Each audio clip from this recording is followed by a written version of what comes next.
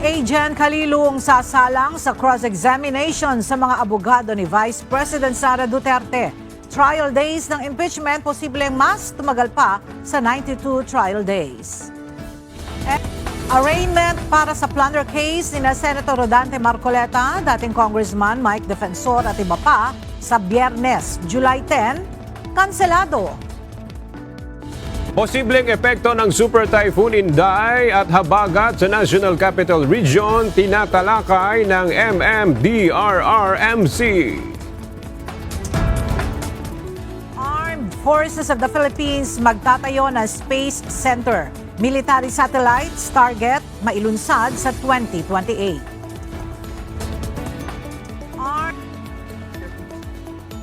Nakatapos kahapon sa direct examination ng prosecution para kay John Mark Calilong, Senior Agent ng National Bureau of Investigation, Cyber Investigation and Assessment Center para sa alegasyong grave threats laban kay VP Sara.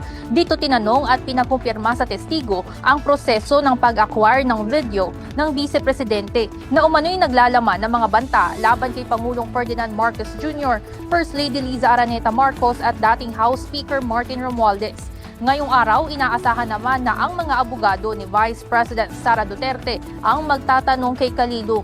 Isa sa babantayan sa ikatlong araw ng trial ay kung hihilingin ba ng defense team na i-play ang mahigit 2 oras na press conference ni VP Sara noong November 2024.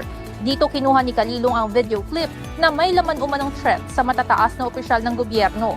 Kahapon, pinayagan ng Senate Impeachment Court ang prosekusyon na 2 minutong bahagi lamang ang i-play sa paglilitis. Ayon kay Attorney Poa, matapos ang ikalawang araw ng impeachment trial kahapon, handa ang kanilang kampo sa mga mahaba at mabusising trial. All of our lawyers are litigation lawyers, so we're used to grueling hours in court. You know, it's not the first time that na kahit naman sa regular courts, tumatagal rin ng ilang oras, no? Sometimes even 1 full day ang examination of witness. So, hindi naman siya issue.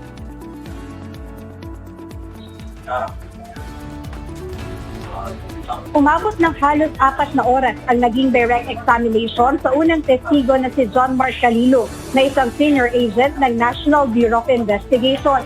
Dahil dito, ayon kay Attorney Reggie Tonggol, spokesperson ng Senate Impeachment Court kagabi, ipinagpabukas o in-schedule na ang cross-examination mamayang hapon. Paliwanag niya na mahalagang nakapahinga o makabawi ng lakas at hindi pagod ang lahat upang mas maayos na ma-appreciate ang istorya at testimonya sa loob ng korte. Because the cross-examination will entail long time based sa experience natin bilang litigator din, ine-expect natin na matatagalan yun. And some senators are already tired sitting there. So, pwede naman po yun, ginagawa yun so that mas ma-appreciate ng mga tao po pag hindi tayo pagod. Mas ma-appreciate din yung storya at testimonya ng testigo kapag nakapahinga rin siya. Kasi tuloy-tuloy rin siya, kawawa rin naman. We want to put on record, no, yung aming mga objections, specifically on the documents that they're presenting for the defense. Hindi namin yan binibilang na win or loss kasi masyado pang maaga, no, para magbilang ng ganyan para sa amin. Iginagalang rin ng defense ang mga naging obserbasyon at manifestations ng mga senator judge sa ikalawang araw ng impeachment trial. Ayon kay Attorney Poa, maayos at organisado ang pagpapatakbo ni Presiding Officer Chis Escudero sa unang 2 araw ng impeachment trial at patuloy silang magpapasakop sa proseso ng Senate Impeachment Court. Kahapon, ilang oras bago magsimula ang trial, dumating si VP Sara sa Senado, ngunit hindi upang dumalo ng kanyang paglilitis, kundi upang pulungin ang kanyang defense team. Nilinaw ng kampo ng bise na walang layuning manindak ng senator judges ang pagpunta ng pangalawang pangulo sa Senado habang nagpapatuloy ang impeachment trial. Nagkataon lamang ang mga schedule at hindi dapat bigyan ng ibang kahulugan. No, I think that's so far off. I think we're making something out of nothing. Intimidation, meaning the Vice President being here. No, parang I think we're creating, ma'am, I'm sorry, but I think that's really creating a story out of nothing. No, it was a meeting. I don't think the Vice President coming here would intimidate anyone. Hindi ba? Kinuwestiyon ng isang grupo ng mga abogado ang pagkakatalaga kay Senador Francis Chis Escudero bilang presiding officer sa paglilitis kay Vice President Sara Duterte. Ito ay dahil umano sa kawalan ng legal na basihan na pamunuan ng senador ang impeachment court. Iginiit ng mga petitioner ayon sa intensyon ng mga framer ng 1987 Constitution, ang Senate President ang dapat mamuno sa lahat ng kaso ng impeachment, maliban na kung ang mismong Pangulo ng Pilipinas ang nililitis, kung saan ang Chief Justice ang dapat na maging presiding officer.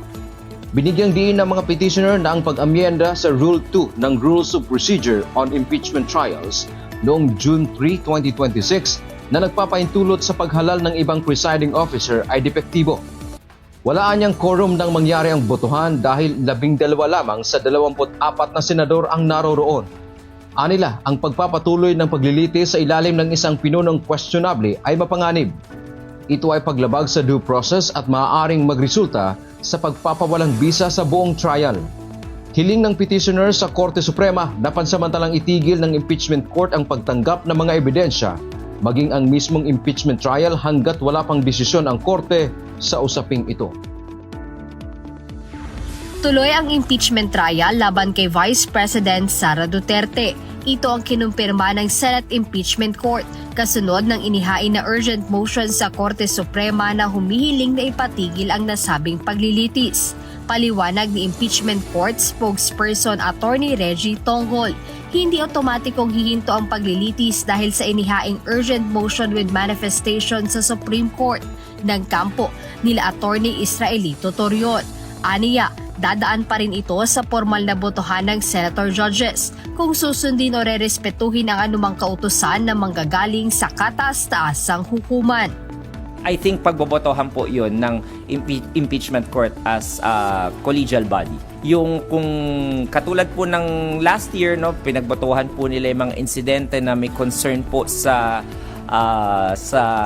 pag-i-implement po ng mga orders ng ibang bodies or branches of government. So, because this is a collegial body, not a single person can speak for the body.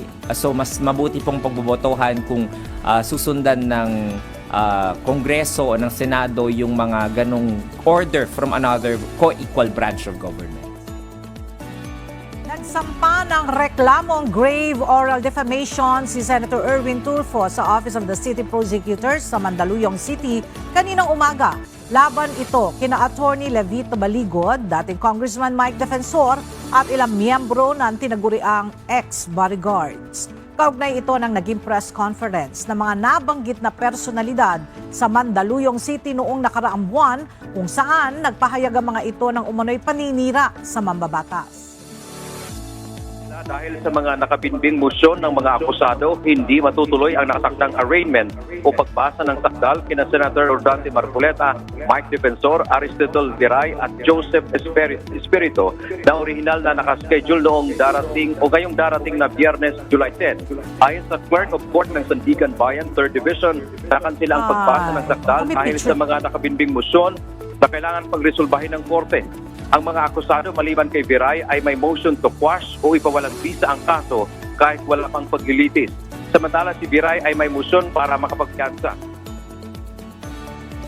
Pinapalakas ng Armed Forces of the Philippines ang kakayahan nito hindi lamang sa lupa, dagat, himpapawid kundi maging sa kalawakan.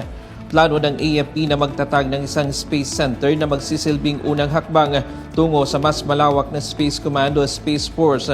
Ayon kay AFP Chief of Staff General Romeo Browner Jr., ngayon pa lamang ay dapat nang ihanda ang mga tao at sistema upang hindi maahuli sa oras na magkaroon na ng sariling satellite ang bansa.